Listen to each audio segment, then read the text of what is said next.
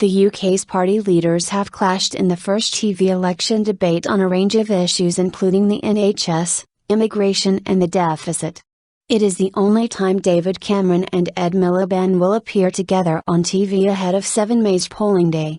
The Conservative and Labour leaders, as well as the leaders of the Lib Dems, UKIP, the Green Party, the SNP and Plaid Cymru, also debated 0 hours contracts, spending cuts and education in the ITV-hosted contest. 7 million viewers watched the debate, according to ITV, which was a 31% share of the audience. There was a peak audience of 7.4 million, or 33% of the audience. Snap polls taken after the debate gave a mixed verdict. A YouGov poll of 1,100 people gave a clear victory to the SNP leader Nicola Sturgeon, with 28%, followed by UKIP leader Nigel Farage on 20%, Mr Cameron on 18%, Mr Miliband on 15%, Mr Clegg on 10%, Green Party leader Natalie Bennett on 5% and Plaid Cymru's Leanne on 4%.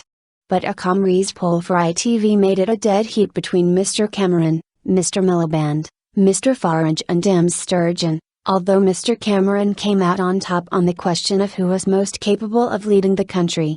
Mr Miliband was judged best performer in an ICM poll for The Guardian, taking 25% of support, just ahead of David Cameron on 24%. There was no game changer. No single moment, no zinger, no gaffe which looks set to reshape the course of this election. Save perhaps for one. That was the presence on the stage of not 2 or 3 party leaders but 7, a debate in which the talk of a new sort of politics, multi-party politics, became visible reality. If that gives a boost for UKIP's Nigel Farage with his laser focus on immigration and his attack on the Westminster parties, as the early instant polls suggest, it will worry the Tories. If it also promotes Natalie Bennett's Greens, Nicola Sturgeon's SNP and Leanne Wood's Plaid Cymru after their assault on austerity, it will frighten Labour. The consequence could be an outcome more unpredictable and more uncertain than any election for years. Some of the sharpest exchanges in the 2-hour event came when Lib Dem Nick Clegg clashed with Mr Cameron.